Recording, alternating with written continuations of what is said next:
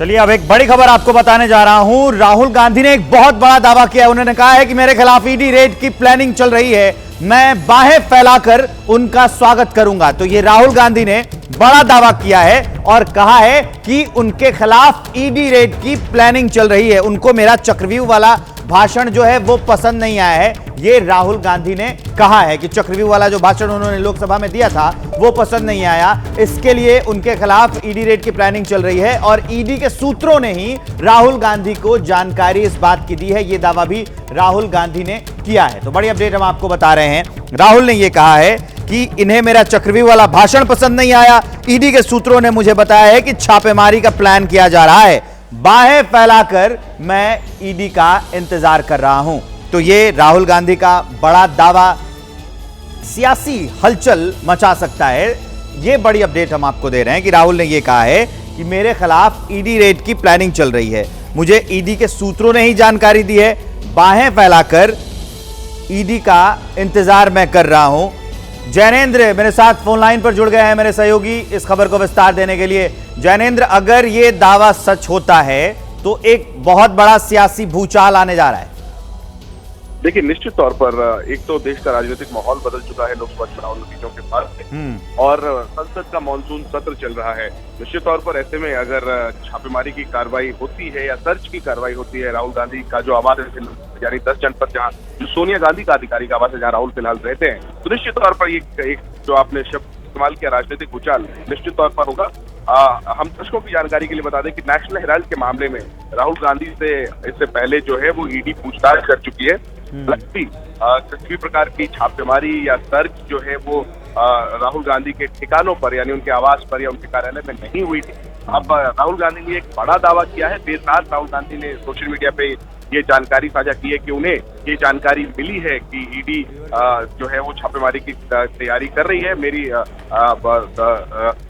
कांग्रेस के आला सूत्रों से बात हुई है।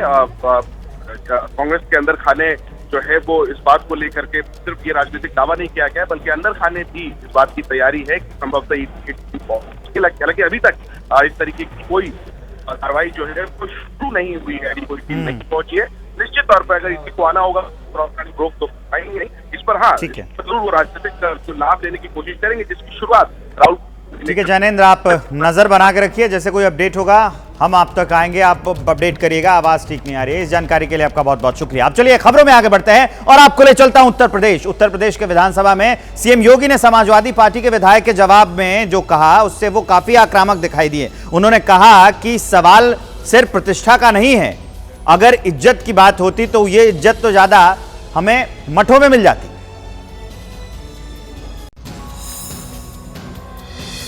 लोकसभा चुनाव के बाद पहली बार यूपी विधानसभा का सत्र बुलाया गया। चुनाव में बीजेपी की करारी हार के बाद इस बीच लखनऊ से लेकर दिल्ली तक तमाम सियासी उठापटक हुई। सवाल यूपी सरकार पर भी उठाए गए और सीएम ने जवाब भी दिया। लेकिन विधानसभा के मानसून सत्र में योगी आदित्यनाथ ने विपक्ष और विरोधियों पर जमकर निशाना साधा। मुझे लगता है गलतफहमी नहीं होनी चाहिए समाजवादी पार्टी या कांग्रेस को कि वह बार बार खटाखट जैसी योजना के माध्यम से जनता को धोखा दे सकें। ये सरकार चलेगी, मजबूती के साथ चलेगी। सीएम योगी आदित्यनाथ के निशाने पर समाजवादी पार्टी के अध्यक्ष अखिलेश यादव और कांग्रेस नेता राहुल गांधी तो थे ही। सीएम योगी आदित्यनाथ ने इशारों में उन लोगों को भी संदेश दे दिया जो उनके कामकाज पर सवाल उठा रहे हैं। लेकिन मैं कह सकता हूँ खटाखट नहीं, 27 में सपा चक के लिए तैयारी होती है। एक कार्ड की हंडिया बार बार नहीं चढ़ने वाली। मुझे प्रतिष्ठा प्राप्त करनी होती तो मुझसे से ज्यादा प्रतिष्ठा अपने मठ में मिल जाती है। लखनऊ में महिला से बदसलूकी के मामले में अब तक 16 आरोपी गिरफ्तार किए जा चुके हैं और एक पुलिस चौकी के सभी पुलिसकर्मियों को सस्पेंड किया जा चुका है। अब योगी आदित्यनाथ ने कहा है कि महिला से बदसलूकी करने वाले पर सद्भावना नहीं बुलेट ट्रेन चलाएंगे। लखनऊ के पौष गोमती नगर से आई इन तस्वीरों ने शर्मसार कर दिया। बाइक पर दोस्त के साथ जा रही लड़की को पहले मनचलों ने सड़क पर बारिश के पानी से पहले भिगोया, फिर उसे बाइक से पानी में गिरा दिया। वीडियो सामने आने और सवाल उठने के बाद लखनऊ पुलिस एक्टिव हुई। मामले में एफआईआर दर्ज हुई। आरोपियों पर एक्शन के लिए 3 टीम बनाई गई। सीसीटीवी के जरिए आरोपियों की पहचान की गई और 16 आरोपियों को गिरफ्तार कर लिया गया है। लखनऊ में महिला से बदसलूकी का मामला विधानसभा में भी उठा। सीएम योगी आदित्यनाथ ने सख्त लहजे में कहा कि आरोपियों के खिलाफ कड़ी से कड़ी कार्रवाई होगी। इनके लिए बुलेट ट्रेन चलेगी। महिला सुरक्षा हमारे लिए सर्वोच्च महत्व रखता है। कोई खिलवाड़ करेगा तो उसका खामियाजा भुगतेगा। इस मामले में पुलिस पर भी गाज गिरी। डीसीपी पूर्वी, गोमती नगर की एडीसीपी और गोमती नगर के एसीपी को तत्काल प्रभाव से हटा दिया गया। इसके अलावा गोमती नगर थाने के प्रभारी निरीक्षक, चौकी इंचार्ज और चौकी में तैनात सारे पुलिस वालों को सस्पेंड कर दिया गया। मुख्यमंत्री आवास से कुछ कदम की दूरी पर विधानसभा का मॉनसून सत्र चल रहा है। कहाँ है पुलिस का एक बार? यूपी में नजूल जमीन विवाद को लेकर अब मामला बढ़ता हुआ दिखाई दे रहा है। विधानसभा में तो यह बिल पास हो गया, लेकिन विधान परिषद में यह बिल अटक गया। यूपी बीजेपी के अध्यक्ष हैं भूपेंद्र चौधरी, उन्होंने इस पर सवाल उठाया। उसके बाद इसे सेलेक्ट कमेटी को भेज दिया गया है। यूपी विधानमंडल में नजूल संपत्ति विधेयक फंसता हुआ दिखाई दे रहा है। 31 जुलाई को विधानसभा में बिल पास हो गया था। अब विधान परिषद में खुद बीजेपी ने विरोध जताया। पार्टी के अध्यक्ष भूपेंद्र चौधरी ने एक प्रस्ताव पेश किया और इस विधेयक को सेलेक्ट कमेटी को सौंप दिया गया। यूपी सरकार के नए नजूल भूमि विधेयक में प्रावधान है कि नजूल भूमि का मालिकाना हक किसी निजी व्यक्ति या संस्था को नहीं मिलेगा। नजूल जमीन के लिए पहले से जो आवेदन दिए गए हैं वो रद्द माने जाएंगे। जिन नजूल भूमि को फ्री होल्ड कराने के लिए रकम जमा की गई है उसे ब्याज के साथ वापस किया जाएगा। इस बिल को लेकर विपक्ष के साथ साथ बीजेपी के अपने भी विरोध कर रहे हैं। समाजवादी पार्टी के अध्यक्ष अखिलेश यादव ने सोशल मीडिया एक्स पर पोस्ट कर कहा कि नजूल जमीन विधेयक दरअसल बीजेपी के कुछ लोगों के व्यक्तिगत फायदे के लिए लाया जा रहा है, जो आसपास की जमीन को हड़पना चाहते हैं। बीजेपी की सहयोगी पार्टी अपना दल एस ने विधेयक का विरोध किया और विधेयक को गैर जरूरी और जनभावनाओं के खिलाफ बताया। सीबीआई ने नीट पेपर लीक मामले में अपनी पहली चार्जशीट दाखिल कर दी है। इसमें सीबीआई ने धोखाधड़ी साजिश की कई धाराएं लगाई हैं। नीट यूजी पेपर लीक मामले में सीबीआई की तरफ से दाखिल पहली चार्जशीट में नीतीश कुमार, अमित आनंद, सिकंदर यादवेंद्र, आशुतोष कुमार 1, रोशन कुमार, मनीष प्रकाश, आशुतोष कुमार 2 को आरोपी बनाया गया है। इसके अलावा अखिलेश कुमार, अवधेश कुमार, अनुराग यादव, अभिषेक कुमार, शिवनंदन कुमार और आयुष राज के नाम भी आरोपियों की लिस्ट में शामिल हैं। आरोपियों की चार्जशीट में कहा गया है कि आरोपी पेपर लीक और अनियमितताओं में शामिल थे। सीबीआई ने चार्जशीट में बताया कि उसने अब तक इस मामले में कुल 40 आरोपियों को गिरफ्तार किया है, जिनमें से 15 को बिहार पुलिस ने गिरफ्तार किया था और 58 जगहों पर तलाशी ली गई। इसी बीच सीबीआई ने 3 और आरोपियों को गिरफ्तार किया है। सीबीआई टीम ने धर्मेंद्र कुमार, अमित कुमार और रंजीत कुमार को भुवनेश्वर से गिरफ्तार किया है। उन्हें 5 अगस्त तक सीबीआई रिमांड में भेजा गया है। इन पर शक है कि वो सॉल्वर गैंग के सदस्य हैं और ये पेपर लीक के मास्टरमाइंड संजीव मुखिया के संपर्क में थे। पेपर लीक मामले और सुप्रीम कोर्ट डिटेल जजमेंट सुनाएगा। और अब चलिए ले चलते हैं आपको जयपुर। जयपुर में लगातार बारिश हो रही है और इस बारिश ने पूरे सिस्टम की पोल खोल कर रख दी है। लगातार हादसे हो रहे हैं। इसमें अब तक 4 लोगों ने अपनी जान भी गंवा दी है। मूसलाधार बारिश से जयपुर जलपुर बन गया है। सड़कों पर पानी का तेज बहाव है। यहाँ तक कि पुलिस स्टेशन में भी पानी घुस गया है। यह जयपुर का चौमू पुलिस थाना है, जो देर रात तालाब में तब्दील हो गया। पुलिस वालों को भी समझ नहीं आ रहा था कि अब करें तो क्या करें, लिहाजा वो सैलाब के बीच ही मुस्तैद नजर आए। इससे पहले जयपुर में बारिश की वजह से कई हादसों की खबरें सामने आई थी। जयपुर के विश्वकर्मा इलाके में दिल्ली जैसा बेसमेंट कांड हो गया। बेसमेंट में पानी भरने से 4 लोगों की मौत हो गई। वहीं जयपुर के बगरू इलाके में एक बच्चा नाले में बह गया।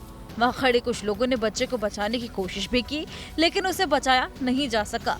एसडीआरएफ और सिविल डिफेंस की टीम ने रेस्क्यू ऑपरेशन चलाया और कई घंटे के बाद उसका शव बरामद हो सका। मध्य प्रदेश के कई जिले भी सैलाब की चपेट में हैं। ये तस्वीरें एमपी के मंडला की हैं, जहां नर्मदा नदी उफान पर है। मंदिर और घाट पानी में डूब चुके हैं।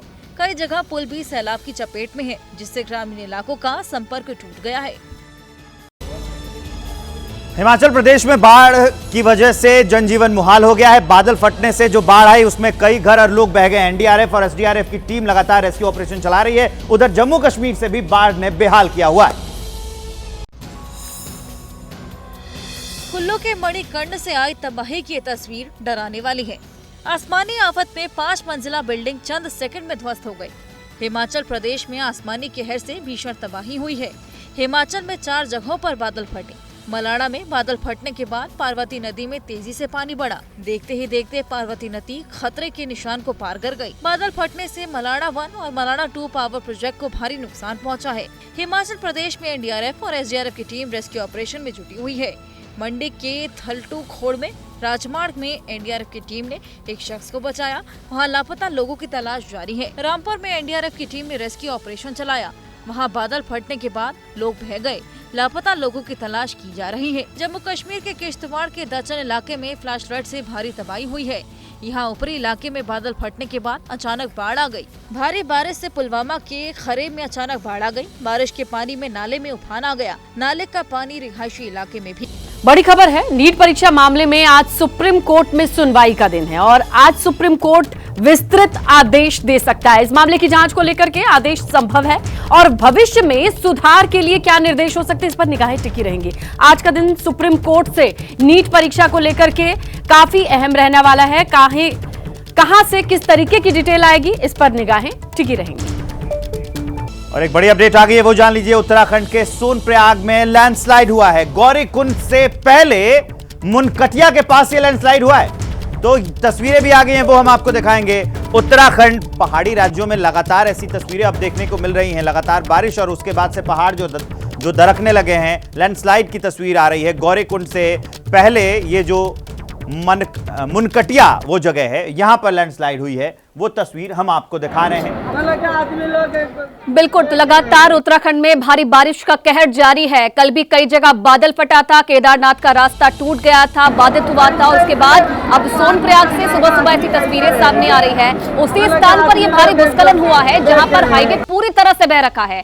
कुछ देर के लिए रेस्क्यू कार्य को रोका गया है और अब स्थिति ठीक है। हालांकि रेस्क्यू अभियान जारी है। ये तस्वीरें आप देखिए, डराने वाली ये तस्वीरें है किस तरीके से मुनकुटिया के पास ये लैंडस्लाइड हुआ। अफरा तफरी का माहौल वहां पर पैदा हो गया है। प्रशासन की टीमें लगी हुई हैं। एक्सक्लूसिव तस्वीरें एबीपी न्यूज सबसे पहले आप तक पहुंचा रहा है। जो लोग वहां पर फंसे हुए हैं उनका रेस्क्यू किया गया है और अब ये कहा जा रहा है कि स्थिति बिल्कुल ठीक है, लेकिन मौके पर जो टीमें हैं, रेस्क्यू टीमें हैं, वो लगी हुई है। ये तस्वीरें सोनप्रयाग मुनकुटिया के पास किस तरीके से लैंडस्लाइड हुआ, इन तस्वीरों से आप समझ सकते हैं। तो ये हम आपको तस्वीर दिखा रहे हैं उत्तराखंड की। उत्तराखंड के गौरीकुंड से पहले मुनकटिया के पास लैंडस्लाइड हुआ है। सोनप्रयाग में सुबह सुबह ये जो जगह है, यहाँ पर पहले से ही भारी भूस्खलन हुआ था। हाईवे पूरी तरह से बह गया था। कुछ ही देर के लिए रेस्क्यू काम अब रोका गया है, लेकिन अब स्थिति ठीक बताई जा रही है। अभी भी रेस्क्यू का काम जारी है। तो लगातार लैंडस्लाइड हो रहा है। उसके बाद हालात कितने भयावह हो गए हैं पहाड़ी राज्यों के। रोहित डिमरी मेरे साथ जुड़ गए हैं। ये लैंडस्लाइड कब हुआ और क्या कुछ लोगों के इसमें फंसे होने की सूचना है, रोहित?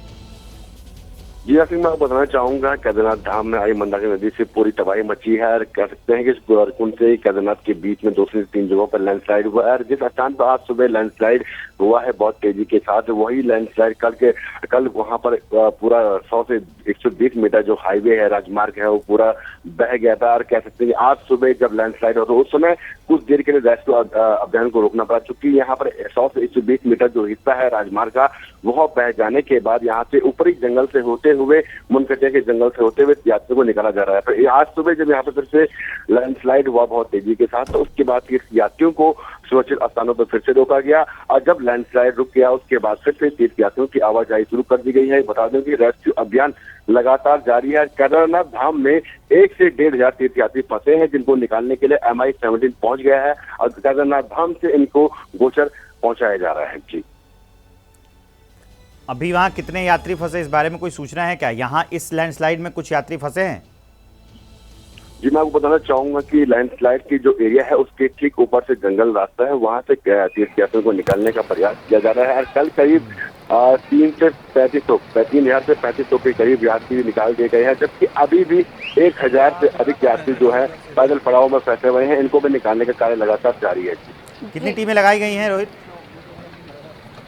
आपको बता दूं कि एनडीआरएफ, एसडीआरएफ, सीडीआरएफ के अलावा सीआरटी से होमगार्ड के जो जवान हैं वो तैनात किए गए हैं। वे लगातार रेस्क्यू अभियान में जुटे हुए। करीबन कह सकते हैं 1 से 1,500 करीब जो है यहाँ पर जो सुरक्षा जवान है बहुत तीर्थयात्रियों को निकाल रहे हैं। ठीक है रोहित, बहुत धन्यवाद आपका तमाम जानकारी देने के लिए। तो रोहित ये जानकारी दे रहे थे कि 1000 से ज्यादा जो यात्री हैं वो अभी भी मार्ग पर फंसे हुए हैं, जिन्हें निकालने के लिए जो रेस्क्यू ऑपरेशन है वो चलाया गया है। लगातार बारिश हो रही है और बारिश किस तरीके से उत्तराखंड में तबाही मचा रही है उसकी तस्वीरें हमने आपको दिखाई। कल भी इसी तरीके का लैंडस्लाइड हुआ था, क्योंकि चारधाम यात्रा भी जारी है और इस बीच इस तरीके की तबाही कहीं ना कहीं जो है वो कहर ला रही है। और इस वक्त की एक बड़ी खबर जान लीजिए, दिल्ली रोड रेज केस में गिरफ्तारी हो गई है। 30 साल की महिला की हत्या हुई थी, बाइक सटने को लेकर विवाद हुआ था।